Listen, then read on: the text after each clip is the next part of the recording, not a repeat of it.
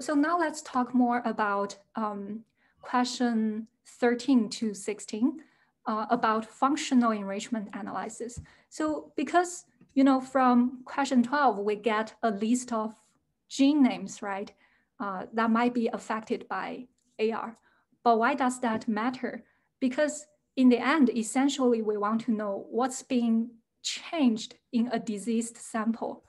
And here, the left figure, for example, in leukemia A cell types, you can see these are like either the goal concepts or the functional pathway that's being enriched. For example, you can see apoptosis, you can see RNA processing, tube development, and so on. So, just from these enriched pathways and concepts, we can then actually know what's the biological mechanism that's being changed, right? Otherwise, just getting a list of gene names, we cannot relate it with the actual biological mechanism.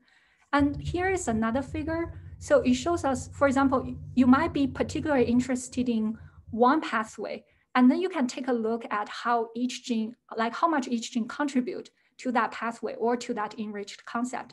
But of course, we're not doing to this extent in our homework while using David.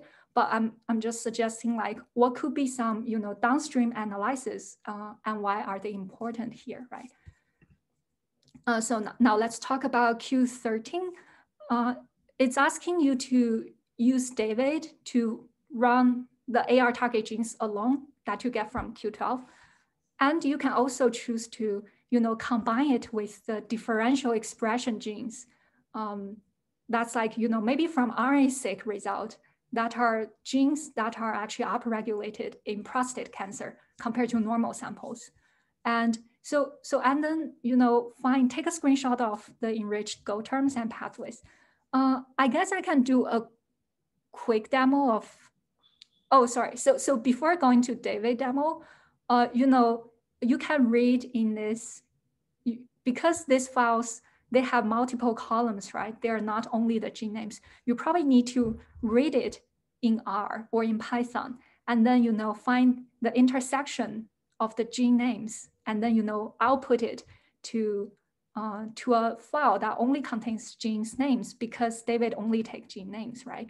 So now I'll give a live demo of David. Can you guys see David? Yes. Okay, thank you. Okay, cool. I guess, so, just click on start analysis. I think you probably also used this before, right? But I'm just going to quickly show it again. For choose file, just choose the gene names file that you get after processing them.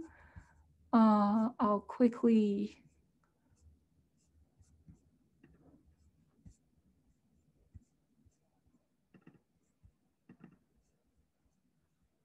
Okay, just by the way, I'm quickly choosing some gene names. It might not be the same for your homework. Just don't refer this as any of your homework result, okay? And also, I think I saw someone asking like, which gene names should we use? Because there's like RefSeq ID, start with NM, and also like official gene symbol, right? But just in the upregulated files, upregulated genes, there is only official gene symbol. So I think you have to use official gene symbol in this case, right? Official gene symbol, yeah. So please choose this option and then choose gene list, just submit the list. Let's wait maybe for 1 minute.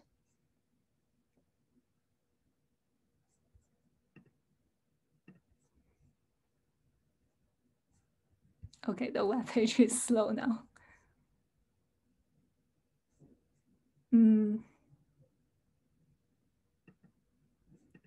No worries. I guess I can continue with question 14 because it's also about David, and then maybe go back and check David later. Okay, cool. So question 14, so now it's back to the regulatory potential that we just discussed. We already provide you the file that has calculated the regulatory potential score for each gene. And we want you to select the top 1,500 genes with highest RP score. Again, you probably need to read it in either R or Python, and then select the top 5,000 genes based on the RP score. I would recommend order, take a look in R console about the documentations of these commands. And then you need to write only the gene names for David to work, okay? So I think, and again, we ask you to do this top 5,000 genes alone and also overlapping them with those differential express genes. So this is a way of integrating with RNA-seq result, right? So I guess let's take a look at David again. Okay, cool. Now it's getting some results. Just click on functional annotation tool.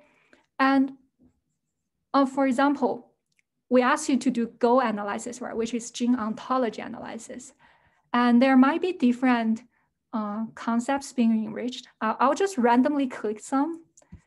Okay, maybe you can just take a screenshot of like, not sure if you can see the small window that I'm open since it's not on the same web page. But just for your homework, you can take a screenshot of this result page and then maybe clicking some of these terms and also maybe also clicking some of the pathways and then take a screenshot, okay?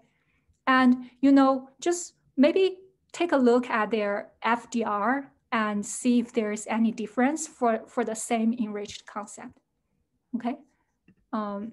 So I think that's for question 13 and 14, because both are asking you to, run David to find the enriched functional pathway or gene concepts, right? And then for question 15, so, it's asking you to compare the two methods. The first method is the 2 KB method, while the second method is 100 KB with RP score. What do we mean by binary here? Because if it's within 2 KB, we set it as a target gene, right? While for the regulatory potential, it's like calculating genes that's within 100 KB distance for that TF. For that gene, calculate the 100 KB TFs within that region, and then summarize all the scores. So it's like a free response again, and just compare, as I said, compare the p-values of some pathways, and then give us your thoughts here, okay? And then for question 16, so for what you did in 12 to 15, Shirley's lab actually has recently built a tool that can, perform like integrated and do all the things for you. So if you will first assign adjusted RP score to each peak, and then you will perform pathway enrichment analysis. So if you think about it, it's exactly what we did in previous question.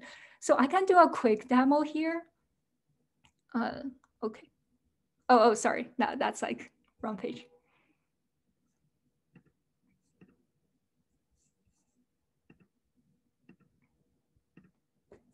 Okay, I'll do a quick demo here. I think it's very straightforward. You can just upload your differential pick file and then upload the differential upregulated gene names here, and then just click submit, and that's all. And then you will get a list of enriched pathways and Go analysis result. Maybe take a screenshot of those pathways, and you can click in it, but just a screenshot of those pathway names are fine, okay? So I guess I'll go back. Yeah, so essentially it's just letting you know, like, now they have a more integrated tool that can do all the previous steps by a simple web page based tool. And I think that's for all questions for part 5.